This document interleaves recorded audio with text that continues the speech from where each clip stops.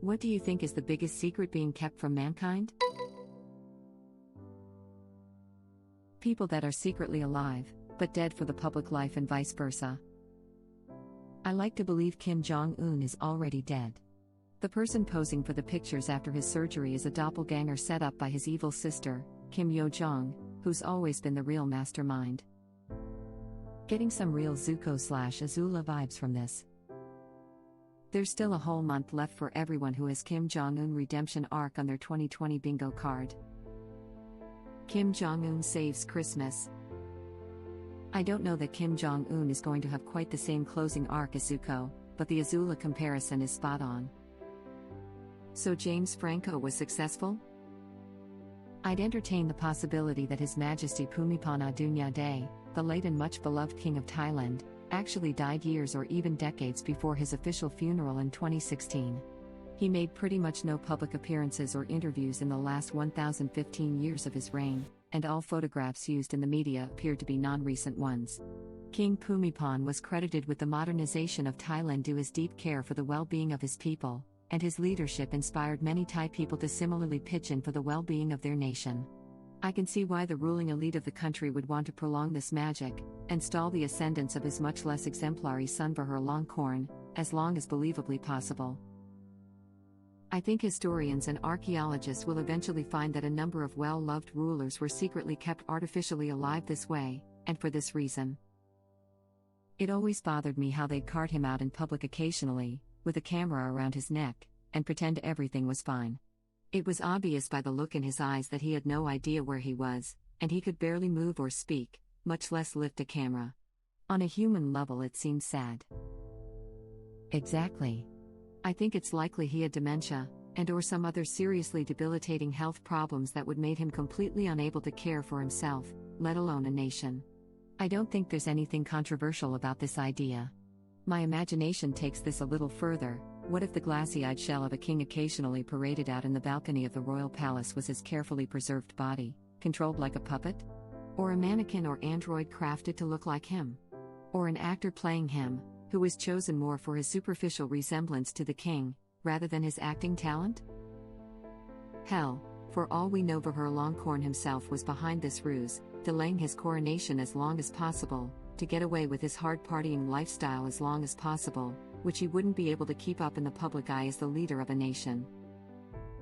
I'm absolutely convinced Epstein is alive, and I have no evidence to corroborate my conspiracy theory other than a gut feeling. That wouldn't surprise me. If anyone had the access, money and blackmail material to engineer an out, it'd be that F. And it's also not unbelievable that there'd be dead man switch for an abrupt death. Although if people with no morals and limitless resources want you out of the picture, it's going to happen. Whether that monster was bailed out by other monsters, or killed to protect them, we'll never find out, but like there's no version of the truth that could come out and not be horrific and depressing. That's what I've been saying. You think someone with that much blackmail, unlike everybody, doesn't have all kinds of dead man switches of all sorts set up?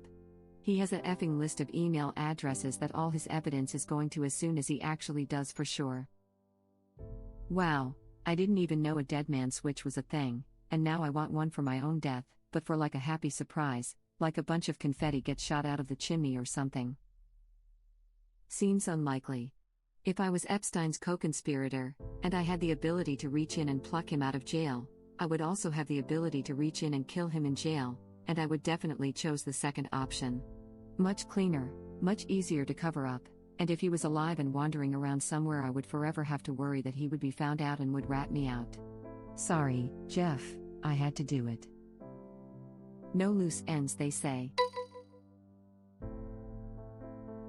Not so much a secret, but I think there are events that happened in the past we'll never know about that would blow our minds. Same thing for people who were interesting, incredible, unique, super talented, etc. that were never documented. Recording history has always been shoddy at best, especially the further back you go. I bet even if we went back 150 years, there would be things that occurred that would be historically incredible, but since they weren't recorded, we'll never know about them. Stephen Jay Gould said it, I am, somehow, less interested in the weight and convolutions of Einstein's brain than in the near certainty that people of equal talent have lived and died in cotton fields and sweatshops.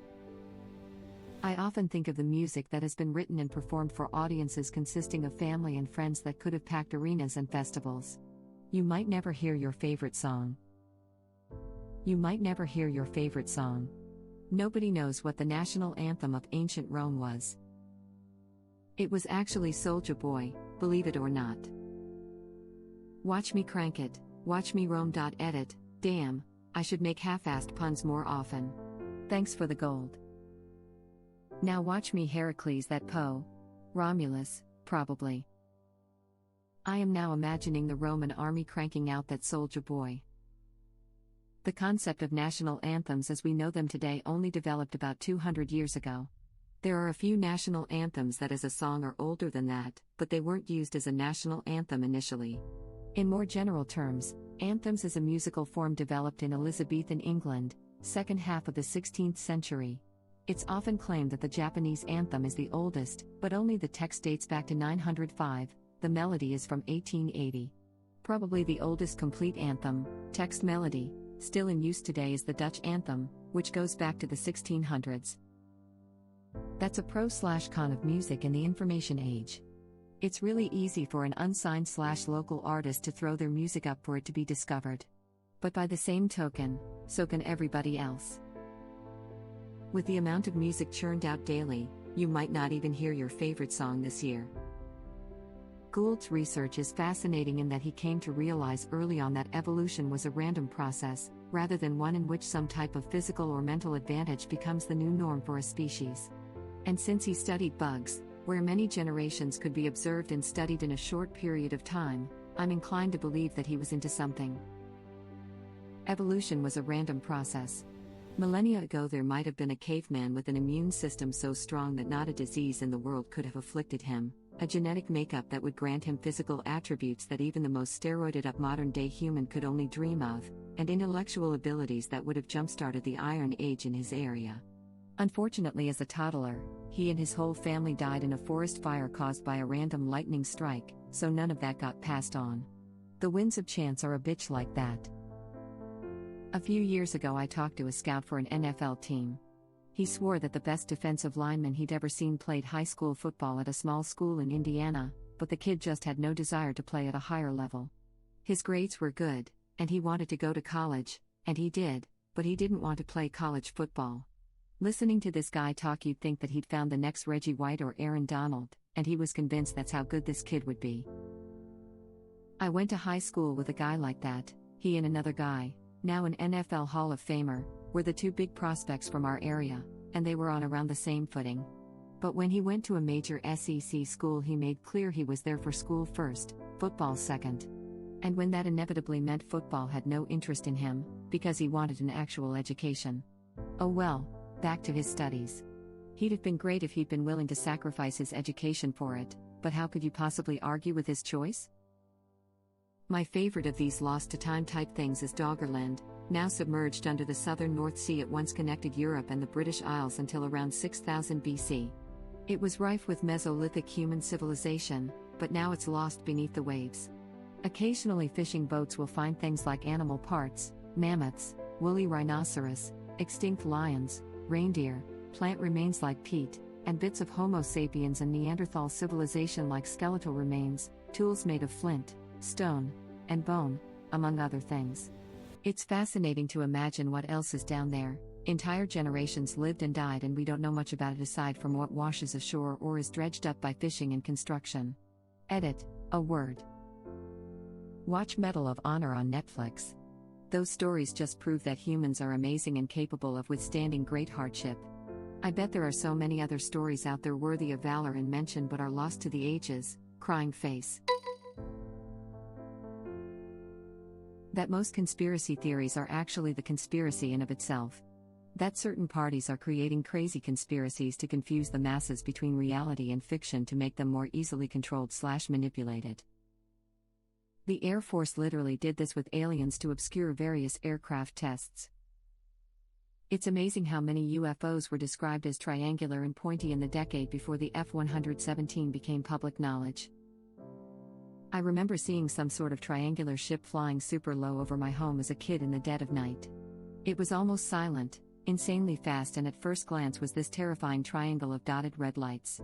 The exciting answer would be a UFO, but the real answer is that I live between two airfields for experimental aircraft testing. The plane I saw was in movies a decade later after being put into military use. People forget that UFO stands for Unidentified Flying Object. If it's flying and you don't know what it is, that's a UFO. UFO =/ aliens. The US military has even started using the term WAP, Unidentified Aerial Phenomena, instead of UFO, due to the extraterrestrial connotation.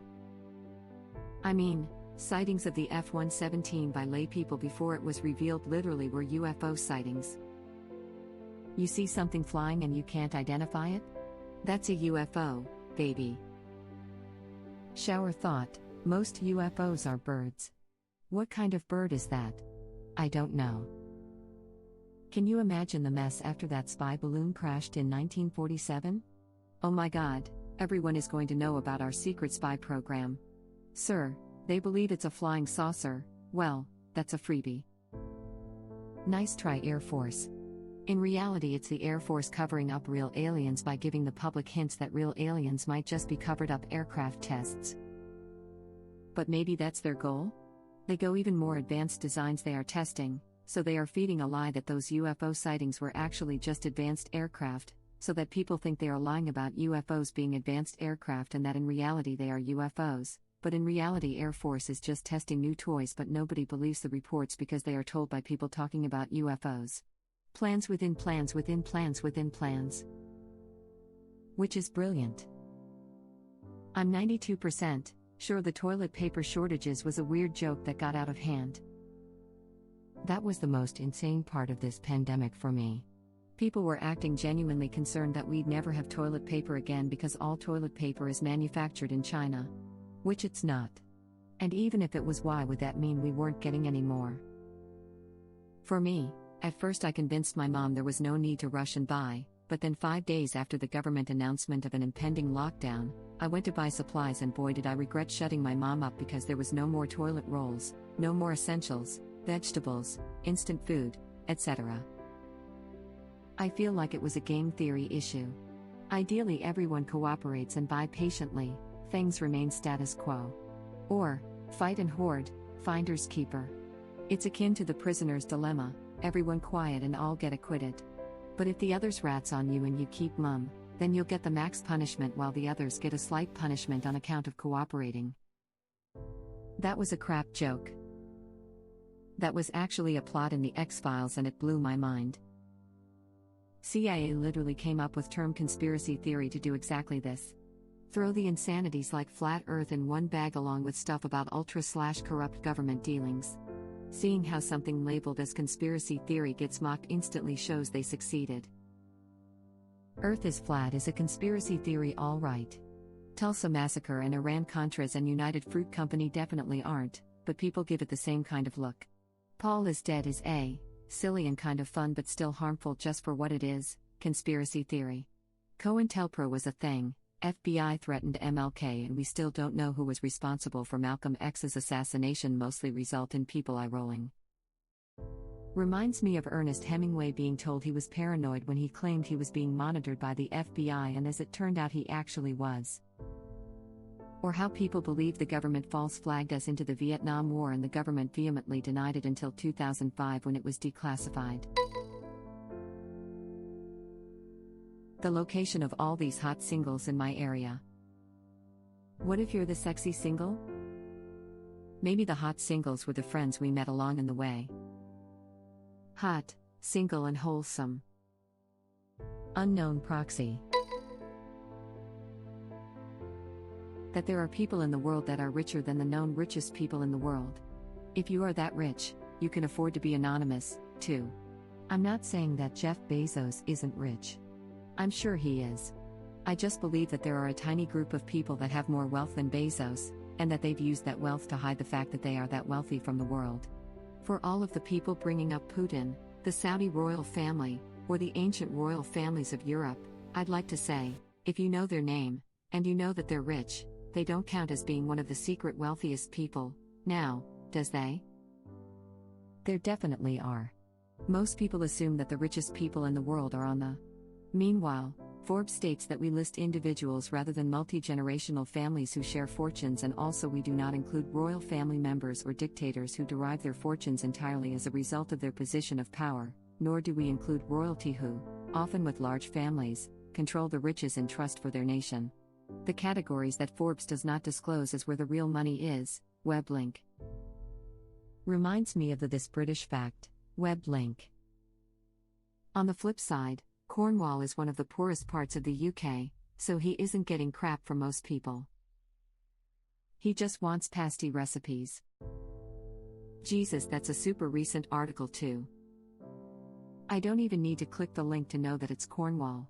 People round here get pretty pissed off about it, but it's not a major impact on daily life, so it's ignored most of the time. Yeah, it's probably damn near impossible to have an accurate number for absolute top of the top wealthy people. It's a lot easier when you are talking about an individual person who is rich, typically from business decisions, and has a paper trail leading to all their money. Or at least how much they want us to think they have. Lol. I read somewhere that Manchester City owner, Sheikh Mansour Al Nahyan, is a trillionaire, but that he's private about his wealth and investments, so no one can actually accurately calculate it. Also, the Crown Prince of Saudi Mohammed bin Salman. The royal family of Saudi Arabia definitely are trillionaires. The largest oil company in the world, Saudi Aramco, is owned almost entirely by the Saudi government. Its market cap is currently around $2 trillion. And since Saudi Arabia is an absolute monarchy, everything the states owns, the family owns too. Also, the Crown Prince of Saudi Mohammed bin Salman. Mr. Bonesaw? Yup, that's what MBS stand for. When Chomsky talks about the architects of mankind, these are the people he's talking about. People with so much consolidated power and wealth, that they have their finger on the big red button, and can press it whenever they like.